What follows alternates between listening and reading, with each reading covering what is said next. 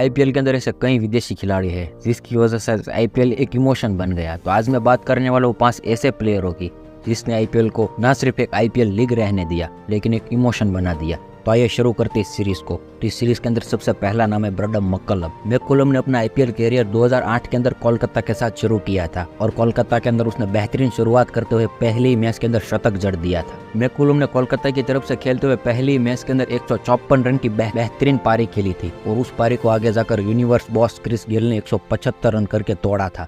लेकिन मैककलम अपनी strike rate की वजह से जाने जाते थे क्योंकि वो हर वक्त मैदान पर जब आते थे तब आक्रामक बल्लेबाजी करते थे और उसके सामने कोई भी बॉलर हो उसको पसीने छुड़ा देते थे। मैककलम को पिच का सपोर्ट मिले या ना मिले लेकिन उसकी रन बनाने की रफ्तार कभी भी कम नहीं होती थी। लेकिन कहते हैं ना कि हर खिलाड़ी का डाउनफॉल होता है, तो इस खिलाड़ी का भी डाउनफॉल हुआ था 2012 और 13 के अंदर। इस खिलाड़ी की भी स्ट्राइक रेट डाउन हो गई थी लेकिन 2014 के अंदर वो सीएसके का पार्ट बने और सीएसके का पार्ट बनने के साथ ही वापस मैककलम अपने रौद्र रूप के अंदर आ गए। तो ब्रैडन मैककलम एक ऐसे खिलाड़ी है जिसने 90s के बच्चों को शुरुआत के दौर के अंदर आईपीएल के अंदर कैसे धाकड़ बल्लेबाजी की जाती है वो बताया था। अब मैं बात करूं दूसरे प्लेयर की तो उसका नाम है universe boss Chris Gayle. Chris Gayle ने भी अपना आईपीएल कैरियर 2008 के अंदर कोलकाता के साथ ही शुरू किया था लेकिन कोलकाता के साथ 2008 के आईपीएल खेल नहीं पाए थे क्योंकि वेस्टइंडीज वालों की उस वक्त श्रीलंका के साथ सीरीज थी, तो उस वक्त वो सीरीज के अंदर बिजी थे। तो उसने आईपीएल 2009 से अपना आईपीएल कैरियर शुरू किया था। फिर आगे जाकर क्रिस गेल आरसीबी का पार्ट बने और आरसीबी के अंदर उसकी लाजवाब और बेहतरीन आईपीएल गई और आज भी क्रिस गेल का आईपीएल के अंदर 175 रन वाला हाईएस्ट स्कोर अभी तक कोई तोड़ नहीं पाया है। तो क्रिस गेल विश्व के एक ऐसा खिलाड़ी है जिसका विश्व के अंदर आज भी कोई हेटर्स नहीं मिलता और इसीलिए शायद क्रिस गेल को यूनिवर्स बॉस कहा जाता है। अब मैं बात करूं तीसरे प्लेयर की तो उसका नाम है ड्वेन ब्रावो। ब्रावो ने अपना आईपीएल कैरियर मुंबई इंडियंस के साथ 2008 के अंदर शुरू किया था लेकिन उसे कहाँ पता था कि 2008 के अंदर जो मुंबई इंडियंस के अंदर है उसी टीम के वो आगे जाकर सबसे बड़े राइवल बनने वाले हैं। यानी कि ड्वेन ब्रावो को डीजे ब्रावो बनाने के अंदर सीएसके का बहुत ही महत्वपूर्ण पार्ट था। जब चेन्नई फ्रेंचाइजी ने ड्वेन ब्रावो को अपनी टीम का पार्ट बनाया तब न सिर्फ ब्रावो की लेकिन चेन्नई वालों की भी किस्मत बदल गई और उसे एक ऐसा बेहतरीन ऑलराउंडर मिल गया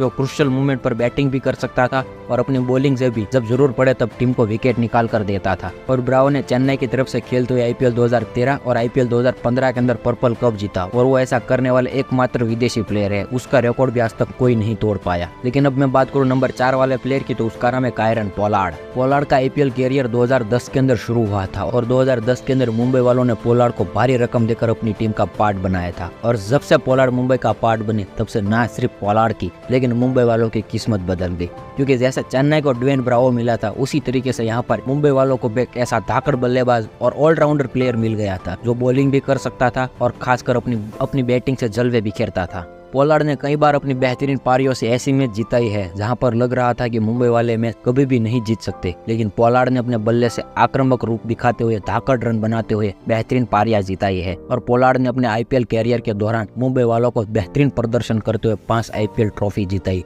और मुंबई को सफल फ्रेंचाइजी बना दिया। मुंबई और पोलार्ड को लेकर एक सैड रियलिटी ये भी है कि जब से पोलार्ड ने मुंबई का हाथ छोड़ दिया है और मुंबई की टीम की तरफ से खेलना बंद कर दिया है तब से मुंबई वाले आज तक एक भी फाइनल जीत नहीं पाए और फाइनल तक का सफर भी तय नहीं कर पाए हैं, जो कि बहुत ही बुरी खबर है मुंबई वालों के लिए क्योंकि आज तक उसे पोलार्ड का रिप्लेसमेंट नहीं मिल पाया। लेकिन चलिए अब मैं बात करता हूँ मोस्ट इंपोर्टेंट और आखिरी प्लेयर की, तो वो है एबीडी विलियर्स।